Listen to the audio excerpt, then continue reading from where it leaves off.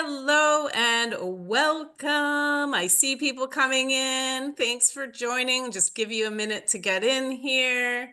I always talk about the weather, Nina. I'm not going to talk about the weather. What I am going to talk about is that I got to see you in person yesterday. We had an in-person coffee yesterday at a cute little coffee shop next to your office. And And and and yay! not only that, I'm going to try to get to the camera. I got my first ever first 30 mug, so I have it right here. Yay. And the Cheers web to you. I've got cheers. mine here too. Well, I will. Happy Thursday. Happy Thursday. I will tell you though, it is plus 10 outside, and there's not a trace of snow, unlike yesterday, which was very weird. Yeah, the weather has been so strange here in Toronto. So thanks everybody for joining us. Like I said, if you saw my LinkedIn post, this is the one webinar that I would have loved to have canceled, but here we are. And I'm glad you're here. And we're going to talk today about a couple of things. We're going to talk about what HR and employers need to know. Nina's going to go through some of her expert advice as always. Where I'm going to say, Nina, I'm going to prime you now to give your disclaimer because as we get into it, I don't want us to forget because it's a big topic. So I'm going to let you give your disclaimer before I get started with my stuff here. So, Amy, you know I love to share and help people, but this is clearly not legal advice. Even if you think, oh, that applies to my situation, please consult your lawyer. Please reach out to me specifically because legal advice is only legal advice when it's tailored to the facts in your situation. And of course, today we can't go through in detail any person's particular situation. So take this as more like an educational effort so that you have a sense of what resources are available, what things you need to think about, but not actual legal advice. And we're going to talk about some more broad topics like what are tariffs, Nina's going to give. There's a lot of advice in here that could be for anyone, but I want to just remind everyone that Nina is a lawyer based in Canada. We've got some great people from all over the world, Nina, in our network. And I just want to make sure everyone's clear that you actually work out of Canada. You're very well educated across the board, but that's where you practice law. Well, perfect. A lot of Uh, people are putting in little nice chats, questions in the chat, and one person even said, hello from Calgary. Would love to get some hellos and see where people are coming from. It just adds to a better dynamic, I think, because we can't really see you when we're talking to each yeah. other. So it's nice to see it in the chat. And And Amy, the session's absolutely being recorded and will be shared with anybody who's registered, right? yes, Nina, you're so good at this now. You know all the lines. And Yeah. Kamara, my colleague Kamara Toffolo, who a lot of you know, is in the chat and she will be sharing links with you as we're talking. This session's going to go by so fast, but I wanted to just share some new news. New news alert. I've been writing a book, as most of you who are connected with me, I've been writing a book. I changed it a little. It's now called Creating a Praise Culture, and it's a topic I'm super excited about, and it makes me feel good. And I'll keep you posted on what's going on with the book over the next few months, but I'm hoping to have it out in time for Christmas. And we have a new course coming out, how to build or refresh your employee onboarding. It will be a course. And if you're interested in that, please let me know. You're welcome to email me. I don't have any fancy links for it yet, but you're going to be getting more information on that soon with a discount code, a promo code for you as part of our mailing list. So that is coming up very soon.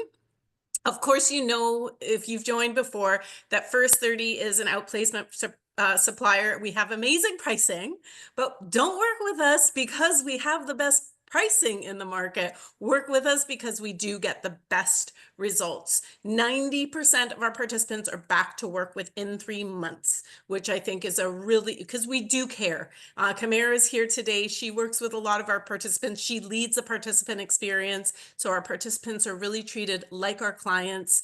We have, as I said, fantastic pricing, but that shouldn't take away from the high level of quality of service that we provide. So Kamara's going to put a link to our brochure in the chat.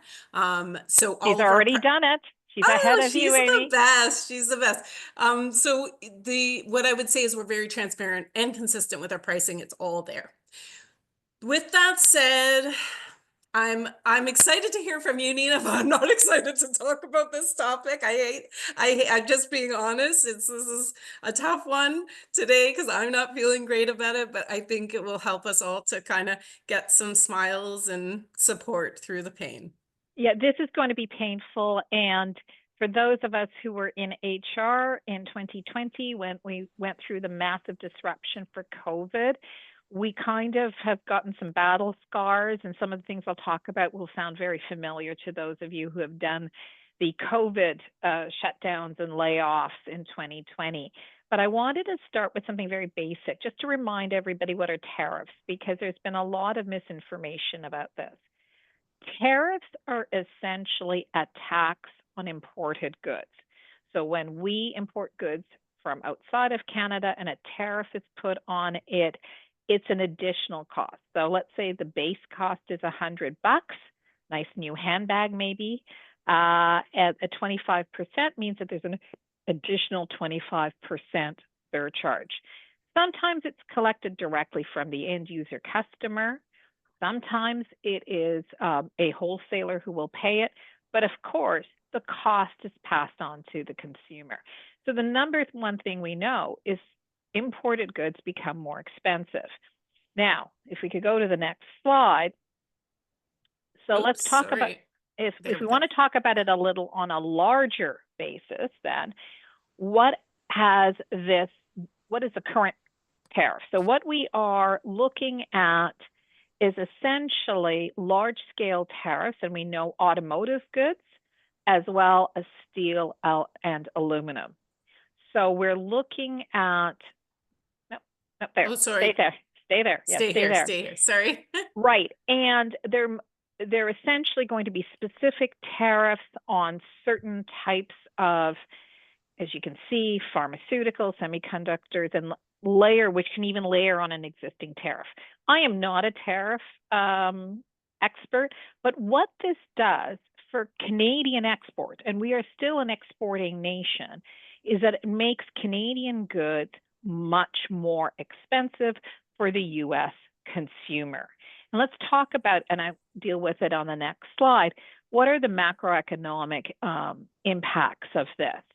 Well, Canadian exporters may find that they're no longer competitive and may lose out to, may lose US customers. We will, in turn, because there's going to be retaliatory tariffs, or some people will call them counter tariffs, will need to pay more for US products. And, the more something crosses the border, we know in automotive, something may cross back and forth 4 or 5 times. The tariffs are cumulative, it's inflationary. And while I want to commend people who've said, okay, I'm not going to buy Florida orange juice, so I'm going to buy real oranges from Morocco, that may be possible on a consumer note.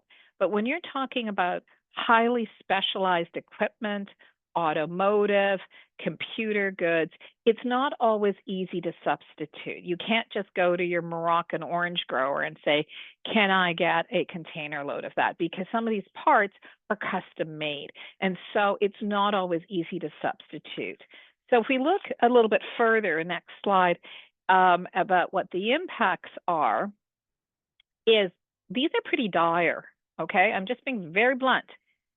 Exporters will experience reduction in demand. We can look at a lower value Canadian dollar.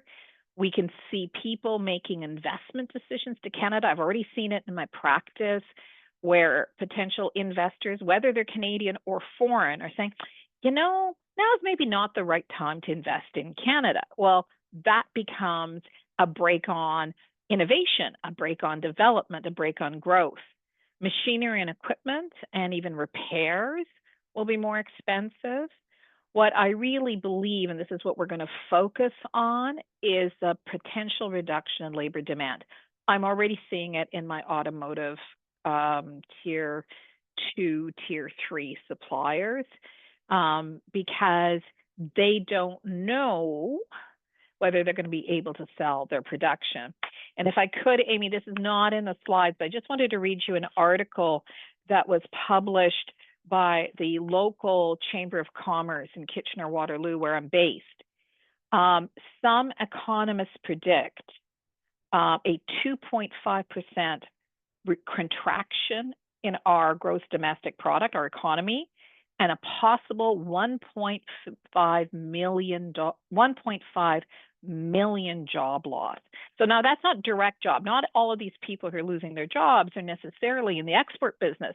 But, you know, if you're not working in the steel mills and you're not working in automotive, then, well, you know, the restaurants and the daycares and all of those people who support the steel workers and the parts makers are going to suffer as well. So that is the situation we're facing. So now that I've depressed all of you, we need to move on to, well, what do we at HR, or what are we seeing? So this is consistent. KPMG went and did a survey and released it, and I've actually included the link because I thought some people might want to look at it. 50% of businesses are already reducing production or thinking about it. If the tariff war lasts beyond 4 to 6 months, 28% will absolutely reduce headcount. And I believe that to be true because I'm already seeing it. If it lasts 12 months, 50% will reduce headcount. And here's the scary one. 62% are thinking about shifting production into the US.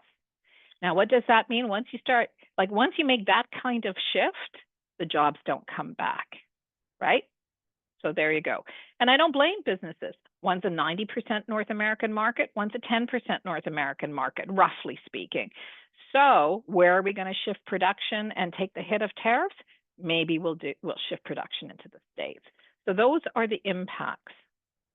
There's some things I wanted to talk about. They're kind of good news or just keep an eye out for. One is employment insurance. Nina, just yes? sorry to interrupt you. What I was thinking is if we go through your slides and then we take questions, I think that might help because I don't want people to miss all of the great information you're giving, but Sure. I'm sure that people, and if you do have questions, can you add them to the Q&A section if you have them? And I will keep my eye open there for your questions when we get to that point instead of going through the chat and trying to find them. Yeah, because exactly. It's hard to do.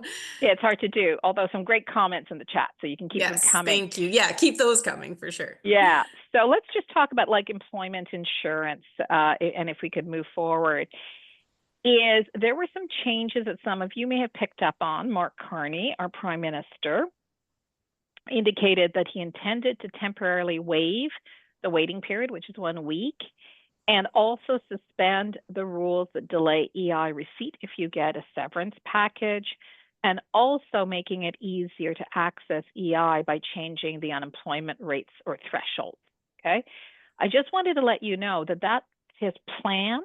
That's March 21st, 2025. Well, I don't know if I'm right, March 24th, the election was called. So these changes have not been put into place. I even was so paranoid that I phoned Service Canada to say, did I miss something? Because I don't see it on your website. So we're anticipating that if the Liberal government is successful, that they will then temporarily institute some changes that would make it easier for the rank and file who obtain EI benefits. But these are not yet in force. But I just wanted to flag that. So next slide. One thing that is in force is EI work sharing.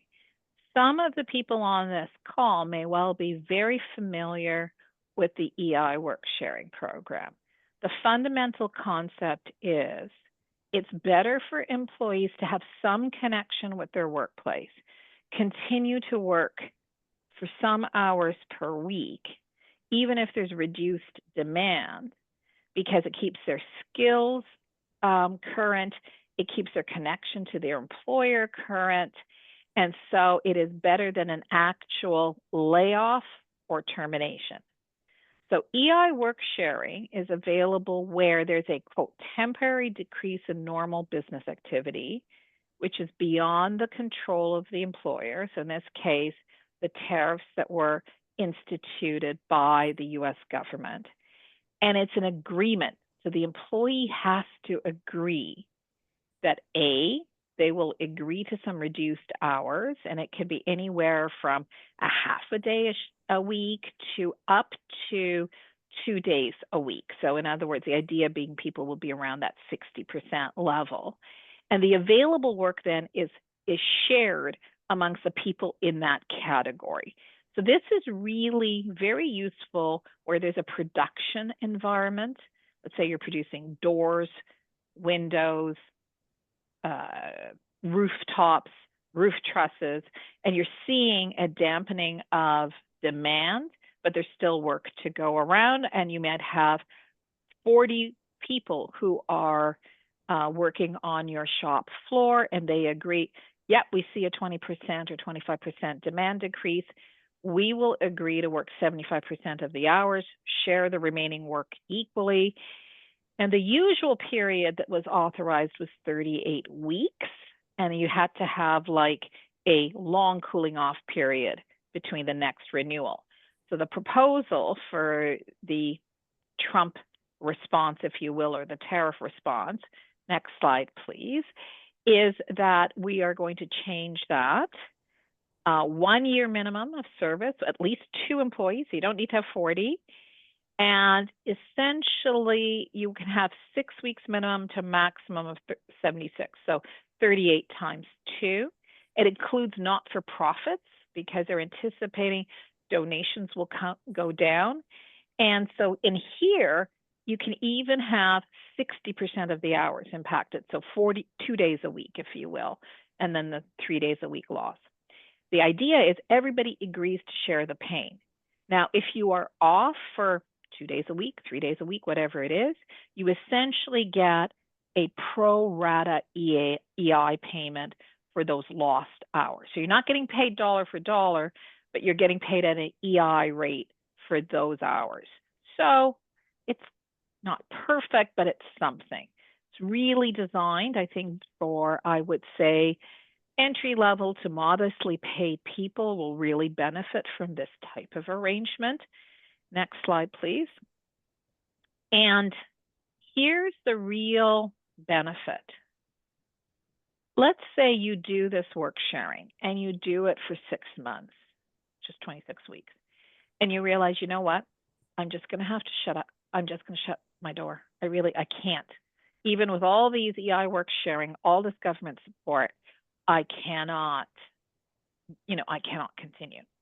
In those cases, individuals will get their record of employment. They will be shown as being laid off, lack of work, and they get their full EI entitlement. So the fact that they were on work sharing does not reduce their regular EI entitlement. So that's a huge, positive. So we can try to keep them connected to the workplace, and they still get their EI. So going on to, tougher things, if you will, right? What if we need to impose change? So we're beyond agreements amongst employees and employers and Service Canada. We are just going to have to make some very difficult changes. So what can we do then? All right. All of you know this because I can tell who's on this call, and all of you are very, very sophisticated HR professionals. But we do not have, as employers, a right to unilateral imposition of changes. So if you say, we are going to reduce your hours and it's going to be more than a de minimis or small amount, and even if we're offering work share, if the employee doesn't accept it, it's effectively treated as a constructive dismissal, which means it's treated as a termination. And one thing that I will tell you is the court showed zero sympathy for employers arguing that, some of these layoffs were out of my control because of COVID. There are cases out there where restaurants had to close because of municipal orders, and the court showed no sympathy to the employer and treated as a termination. So I am not expecting the Ontario courts in particular, but even that, like other courts across the country in Canada, to essentially give employers a break because some of these layoffs are due to tariffs. And from their perspective, the employee is the most vulnerable in all of this, the smallest player, and employers, even small employers, are more able in their minds to withstand some of these changes. So they're going to protect the employee over the employer every time. Shall we go? Yep. To the next slide? So what can we think about? We can think about across the board changes that are maybe smaller, higher levels suffer greater reductions. Look at executives often have really lucrative variable compensation plans, and there's often a lot of discretion built in those variable compensation and commission plans. Is there some room there? A lot of people go to temporary layoffs. And Amy, you and I both know that our Employment Standards Act permits temporary layoffs. But the funny thing is, just because it's permitted in the Employment Standards Act, the court says you don't have a right to a layoff unless it's in your employment agreement or it's well known in your industry. And this is why you always talk, Nina. I'm just going to remind everyone that you're always talking about updating your employment agreements every year, taking a look at those with your lawyer.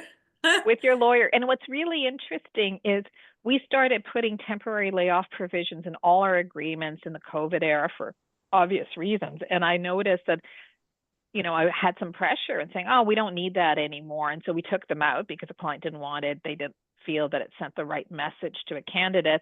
And now for those clients are saying, really, I wish I had kept that layoff clause in. We've talked about work shares. I'm not going to talk about it.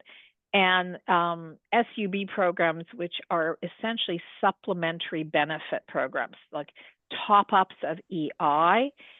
Some clients, again, for entry-level, mid-level paid people, have been thinking about, well, can we create some kind of program where we know they're going to get EI depending on what they earned. It might be $500 a week, $650 a week plus. And then can we do some kind of top up? That's a supplementary benefit plan. And there are still rules about what you cannot do without impacting their EI entitlement. So if you're thinking about that, you probably should make a call to Service Canada, get some help. So you come to me and you say, Nina, oh, that's great, but this is what we're going to do. Give me a plan. Everybody's going to get 10% less in hours. Everybody's going to get 20% less in hours. We're going to shut down for July and August. All of these changes require us to assess whether there's a risk of constructive dismissal. And can we say there's something in the written employment agreement? That's the gold standard. Do we have a policy or practice of doing this in the past that we could say, well, everybody knew? But the everybody knew argument, Amy, really, really works for seasonal employment. So if you're a snow removal person, you're probably right about now, you're probably getting laid off, right? And you know that you're going to get rehired probably November, December of next year. It's seasonal work. If you're in the agricultural industry, there's a lot of seasonality. If you are, as my son often is, in the horse show industry in Ontario, there's a seasonality to all of that. You could argue it's an implied term. But if you're in a law firm, if you're in a steel mill, not so seasonal. So then you have a real constructive dismissal argument. Often I say to people, tell people before they go off on their high horse, they should take the reduced hours by way of mitigation of their risk, go look for other work, but it's better for them to do 60% rather than 0, right? I'm just going to pipe in because I think, tell me if I'm wrong, Nina, but I think if you have an EAP with your organization and you're having this kind of conversation with your employees, there's probably experts on your EAP that they may be able to speak to once they've let the emotion subside, right? Because people I deal with people and we've been dealing with people for so many years right after a layoff, and and I know this isn't a layoff, but this option to do the work share, I think people could react emotionally to that. So giving them a bit of time and engaging them with your EAP, if you have one, could be so helpful. Yeah, and I have to tell you, if I could do a plug, if we aren't like I'm talking about sort of we're really still negotiating, hoping that we can work out something, doing some changes and not having to actually sever ties. Hmm. But if we are going to go to the sever ties, uh, you know, side of things, I'm a real believer in both maintaining benefits and EAP benefits in particular. But if I could do a plug, giving some form of transition slash outplacement counseling. People really need to know, how do I survive now? What is my next step?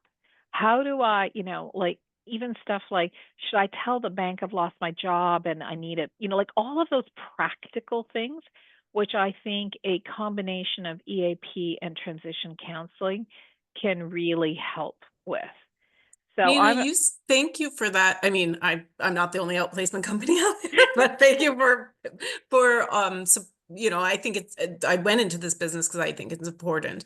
But I wanted to add that you had mentioned in a previous session, when should outplacement be offered? And we have this conversation with our clients all the time, and I often direct them not as legal advice, but just as an expert perspective. Should we offer it once they've signed their agreement back?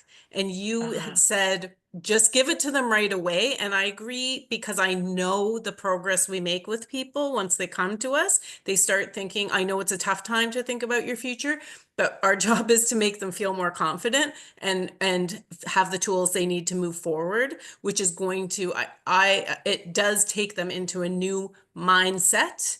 And I think you'll have an easier time, and your resources internally will be saved by, don't wait for them to sign that letter. Let them have their outplacement right away, access to good coaching right away.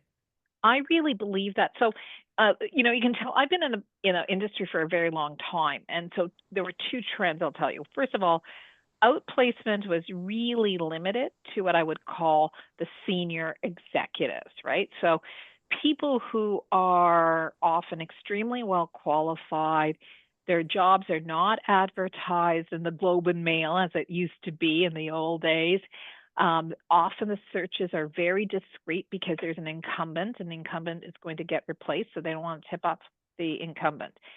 So there was this trade of people who really helped senior executives, I would say VP level, senior management, find jobs in that hidden market, as well as um, to support them emotionally.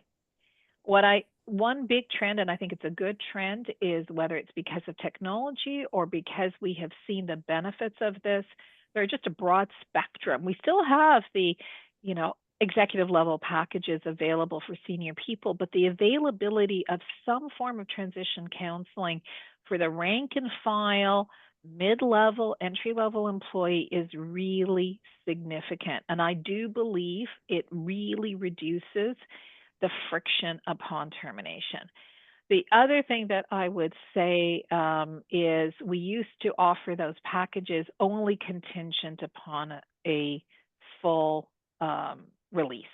Like that was the practice in the beginning. I am now believing, look, it actually makes it easier to get to yes. If people can talk to someone like Amy or one of her many cohorts in other companies and really realize there is a next, there are opportunities, there is a way to move forward from this, then they're more likely to settle with their former employer.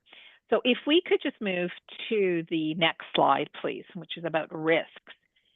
I always get asked, well, I mean, surely we have some flexibility. Not all changes are constructive dismissal. What's the rule of thumb? And you'll see that we used to say, well, 10%. I'm not sure that we could get away with 10%. You're paying somebody 100,000 and you want to reduce their pay to 90,000. I'm not so sure that a court would allow us to get away with that. What a court might say is you should keep working at 90,000 and sue for back pay and look for other work.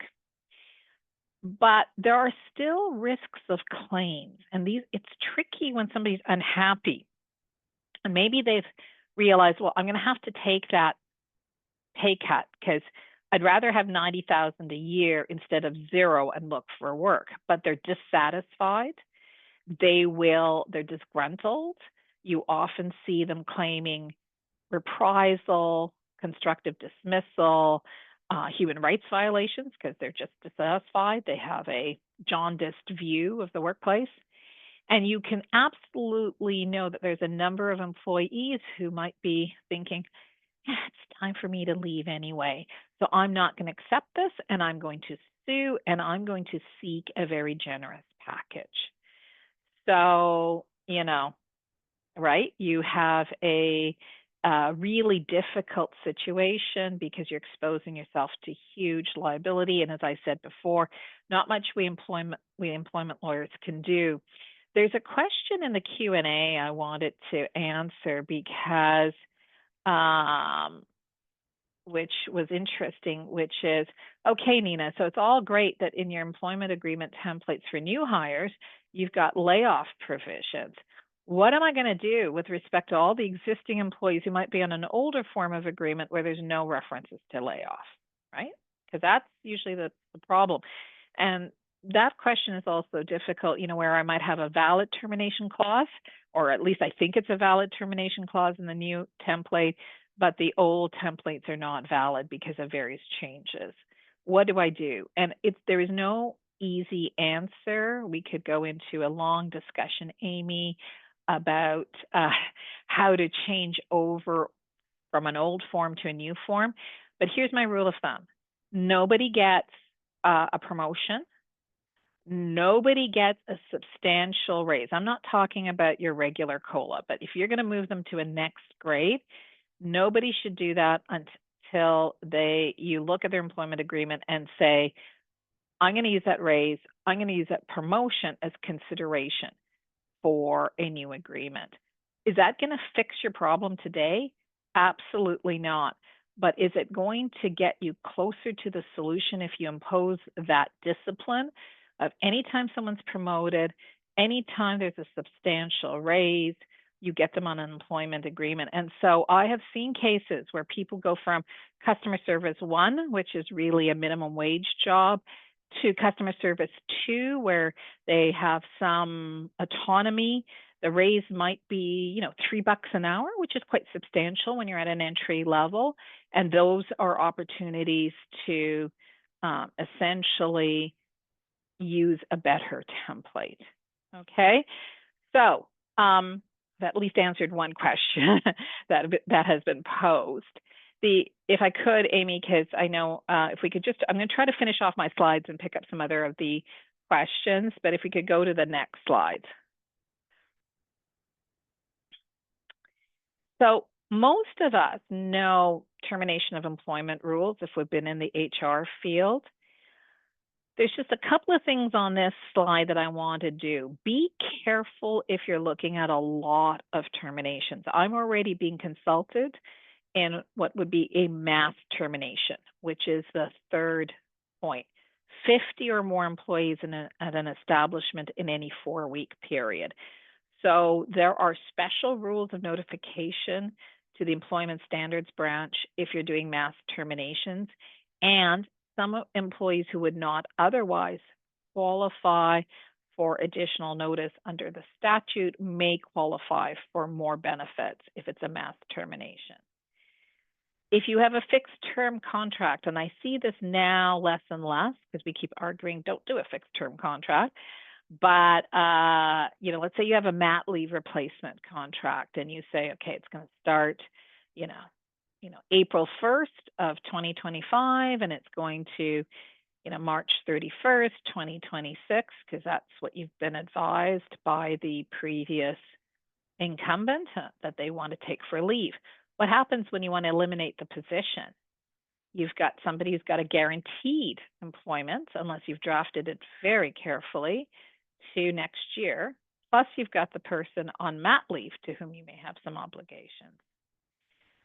All these changes really may impact temporary foreign workers. So if you have and there's different kinds of temporary foreign workers, and this is not an immigration seminar, although we can We can certainly do an immigration seminar. I have an idea for a seminar, but Amy, I'll take that offline. But if you've got a temporary foreign worker who is assigned to your workplace, in other words, you went and sponsored that work permit, maybe an intercompany transfer, or you even got a labor market impact assessment and the government said, yes, we have a shortage of this type of employee, you can go ahead and recruit a foreigner if you can't fill it with a Canadian. They are really, their right to work in Canada is very limited, and it's limited to your workplace. So if you terminate them, they can't mitigate. Now, there are other temporary foreign workers that may have open work permits. They may have a little bit more flexibility, but many of those open work permits are time limited. And you may recall that the government reduced the availability of post-graduation work permits and the renewal of them. And so a lot of these people who may have 6 months left on their work permit are finding that they can't find a job because many people don't want to hire somebody who will be gone in 5 months. And then there's always this, oh, but all of our employees are really independent contractors, so we don't have to worry about those independent contractors. In fact, independent contractors have to be truly independent contractors. So Amy, I'm an independent contractor. So if you hire me to do some legal work, I truly am. I'm in business for myself. But what if I had my own law firm and I did 80 or 90% of my work for one client? Am I really an independent contractor or am I a dependent contractor? And dependent contractors are entitled to notice of termination. And that is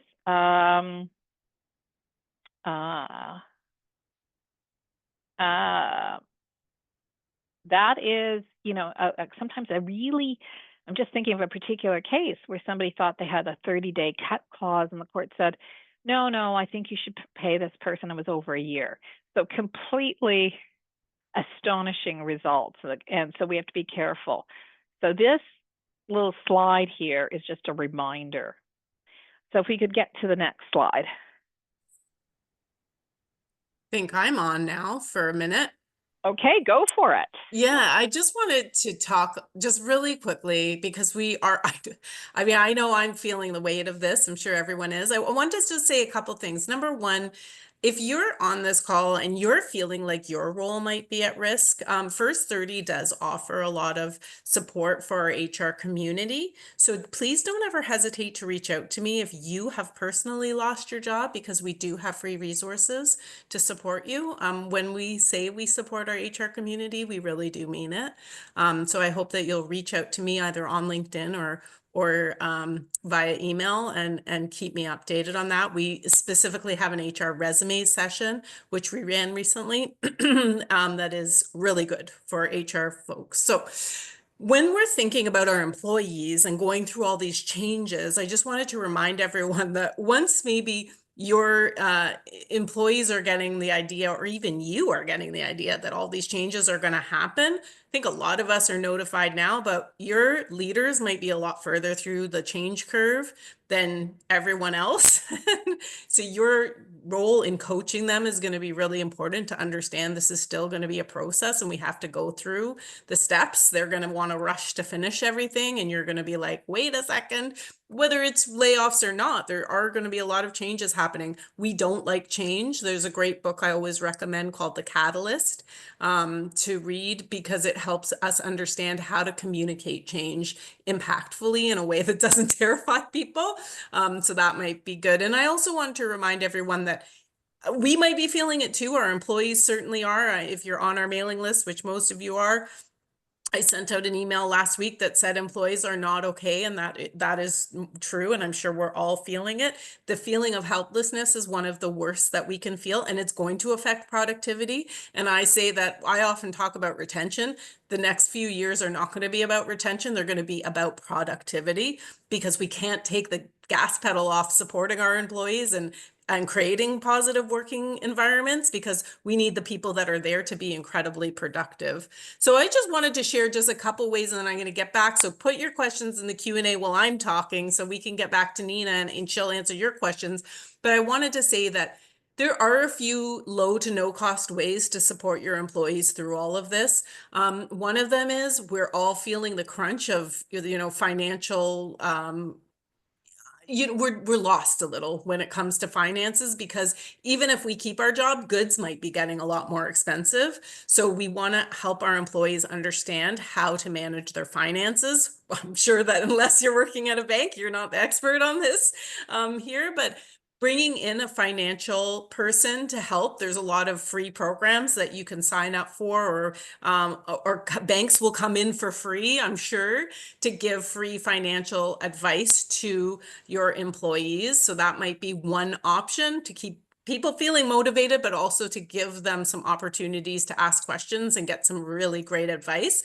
Maybe you want to do a benefits refresh and EAP awareness. I think EAP is one of the most unutilized benefits in organizations. One really effective way to give EAP, promote EAP, is use case studies. Like, you're not going to use real case studies, but you can help people understand it. They can use it for this, they can use it for that. Like, if you're going through a divorce, this is a really good time. Like, give them concrete examples of how it's used, because I think people don't understand. I know what you're going to say, Nina. Remind them that it's confidential. Is that what you're going to Yeah, say? remind them that it's Yes. confidential, and it's also not many EAP coverages. It's not just for the employees, but it can be for their spouse and it can be for their children as well. So it can be a great sort of almost like a mental health first aid kind of thing. Like, it's not for long-term therapy, but it does actually get you in front of someone that you can talk to and at least maybe triage some of the stressors in an employee's family as well. Right, because there's crises, right? Like, you might be in a situation of crisis in that in your family too. Skill development and career planning, to provide employees opportunities to upskill. They might, if you're giving them some working notice and they're being like, is there things you can help them with to help up their what they're going to be seen as once they get into the job market? I am a little hopeful, even though you're saying, like, we know that there's going to be a lot of job loss if all of these things go the way they seem to be going right now. However, I do think people are industrious and new businesses will come up, as well. And of course, I don't want to seem biased when I say this. Like, I started First 30 because I believed outplacement is a great way to support employees. You're, of course, always welcome to reach out to me and I'll answer any questions. I'm sure you know me by now. We're not a real salesy organization. We do want to make sure you get the right support for all of your employees, and we're very well positioned to handle mass terminations as well, if that's what you're looking at. So you're welcome to reach out to me for that. I'm not going to go through this right now. I'm going to let Nina, I'll just leave her information up. Kamara, if you can find our guide to running compassionate and effective layoffs, maybe you can put that in the chat. If not, I can follow up and send that out to everybody as well, if that's, what you think you're going to need.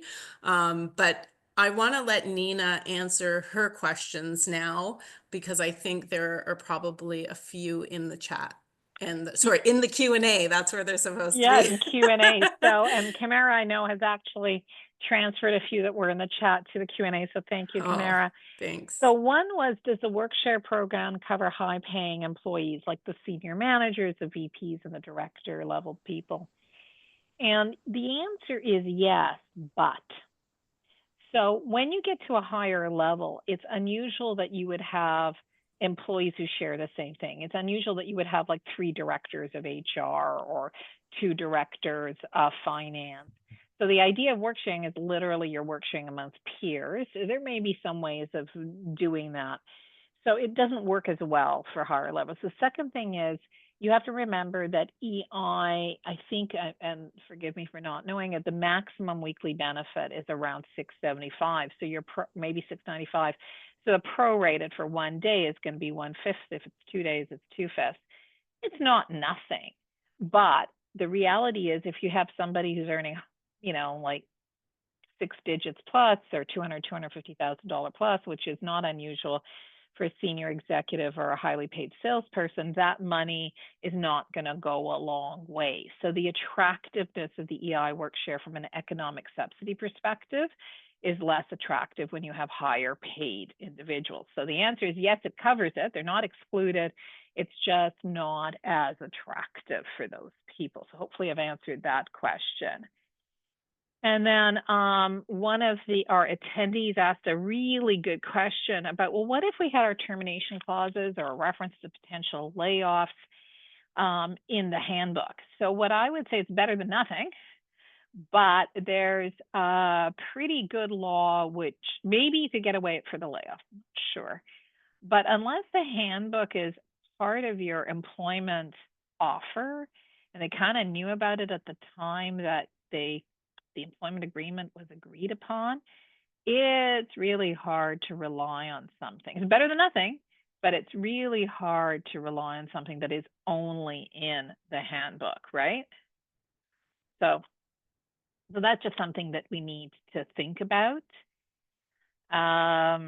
So this is hence, Amy, anybody who's heard me speak on coffee and law knows I say the number one thing a good employment lawyer can do is look at your employment agreement and try to fix it for you. That's probably the best preventive medicine. It's a bit like brushing your teeth and flossing every night, right? So Yeah. there Well, you go. the thing that when I always think when we run these sessions, Nina, is hiring a law firm costs money for sure. Yeah. There's no question about it. But you're really like when I come to your updates, because I go live to the Gowling updates, which I recommend if you're in an area where they're running them. They talk about all of the cases where there's just this little change that could have been made. And I think, oh my gosh, if you spent a few, like tens of thousands, you could have saved hundreds of thousands in legal fees plus payments of, for any perceived wrongdoing. And it's often like, I'm just going to be honest, just, since you've raised it, it's probably in the range of 1,500 to 3,500. Like that's often a very good range to their budget for a review and the actual fixes. Now, like I've had clients who say, but yes, I want a different template for executives and I want a different template for my mid-level. And then I want my rank and file. And then I want something for Quebec and I want something for Alberta. Yeah, it does add up. But, Ontario is the most hostile court system for employers, as far as I'm concerned. And I'm on the board. I'm not trying to brag on a group of lawyers who work for management. They're all excellent. Counsel to, I think it's the Canadian Association of Counsel to Employers, and the acronym is CASE, because in a case brief, right? And and I think it's all, they all look and says, okay, could we have the update in, the dismal news from Ontario? So that's kind of the joke, for when we do presentations internally, like the dismal news is from Ontario. And so there you go. The one thing I've done also, because you mentioned the updates, is in the chat, I have put in the URL to where you can subscribe for updates. These are completely free. We don't spam you. Yes, there's employment and labor. There's also stuff on tariffs. If you're in various industry, we have industry group newsletters. And then what we do is if we have a live event like Amy's referring to, then what we do is we'll use a postal code and invite the people who have registered for the correct newsletter, right? So that's how it works. So please feel free. It is and free. they are packed. So if you do get an invite, sign up fast because there is like standing room only at these events. Yeah, absolutely. Yeah. So there's a question here about independent contractors. It's an interesting one. So is it the responsibility of the employer to know if my org is their one substantial client to be deemed as a dependent contractor? That's a really interesting one. So let's say you're an HR consultant and you're just starting out. So this one client is 100% of your client, but the client doesn't necessarily know that because you're only doing 2 days of work a week. So they're just assuming that, we're one of many clients. You are one of many or we are one of many clients. So, so what I'm going to suggest, if you are doing independent contractors, and this is a bit of inside baseball, is your independent contractor agreements should actually stipulate that they are registered registered with the Business Names Act, and this is very Ontario specific, but there's certain business registrations. If you have certain business registrations and you're paying a rate that is only 60, I think it's $60 an hour. So it's a professional rate. And that rate was set some time ago in order to prevent you having your landscape gardener and your, window washer as, independent consultants, right? So what do? We essentially have an agreement that essentially stipulates they are registered. We check to make sure they're registered, and the rate is $60. So, an hour. So something that in Ontario will at least help you get out of the ESA, the Employment Standards Act. Once you're out of the Employment Standards Act, it's much easier to negotiate what I would say is a reasonable termination, whether that's 30 days or 60 days or so on and so forth. So that was an excellent question. So thank you, Lovell, for doing that. Yeah, there's always so many good questions. I keep telling Nina we have to start a Coffee and Law podcast. Yeah, I'm a little like, well, how do You're I put it? getting a heart. I see hearts. I see You hearts. see hearts. You see hearts. Well, you know what? We'll talk about it more. So Amy and I are getting together on the 30th to speak. Yes, I have that actually. Sorry to interrupt you. Camara has a link. I have some information about upcoming events. Oh, yes, it's a Hot Topics event, but it's full. You guys sold it out so fast. Sorry, Nina. Now I'll let you talk and I'll be quiet. Okay, yes, it is great. I also noticed that the link that I uploaded to the chat doesn't seem to be working, and it worked, fine about a week ago. So I'm going to talk to my IT people and my website people to say, how do people subscribe? Because the link that I've always given them isn't working anymore. And we will make sure when we send out the recording of this presentation, we will do with that. Amy, we have a few extra minutes, and I know that you have some things you want to go through, but I'm wondering if I have one thing that isn't on the slides, if I could talk to it, if I have a minute. I just want to make sure you... Sure, yeah. Go Okay. for it. So, some of you who are news junkies like me have been hearing about the difficulties non-US citizens are having crossing into the United States, and people being rejected to cross the border, or alternatively somehow ending up in detention. And there's actually a pretty, if you go onto the internet, there is a actress that had what appeared to be appropriate work permits, and she was actually hauled off into immigration detention. And there's a pretty harrowing account in The Guardian, which is replicated freely, and I recommend that you read it. So many of us have to go into the States for business. This is not for a frolic. This is because our clients are there, and we need to keep servicing our clients.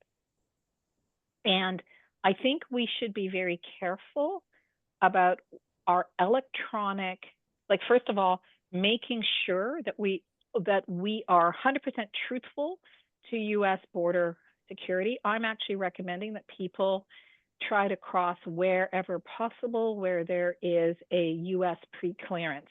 So at Pearson Airport in Toronto, for example, you cross, you go through that border formality while you're physically in Canada. So if something goes wrong, you're still in Canada. Not always possible. That's excellent advice. Right. Secondly, if you have said anything that is perhaps controversial, or again, particularly that the current regime could see as controversial, think about cleaning your cell phone and your laptop, taking what is called a clean machine that does not have a history of your social media activity or any confidential information. It's, a machine that you can still, go through a browser and still access information as you need it after you've crossed the border, but perhaps not having it because there is that French professional whose cell phone was examined. We don't know what he said. It might have been something horrific, but again, he was rejected. So I have to tell you, Amy, when I was a young law student, we literally crossed the border with no ID because we wanted the cheap brunch on the other side of the bridge.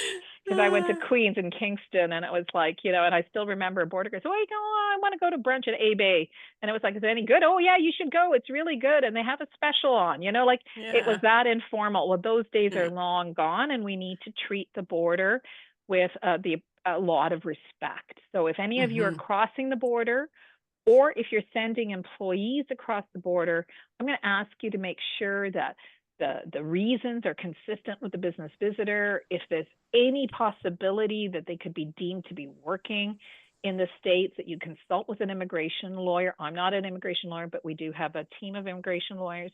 It doesn't have to be Gowlings. It could be seriously, just consult an immigration lawyer just to make sure that they don't inadvertently do something that would cause concerns at the border.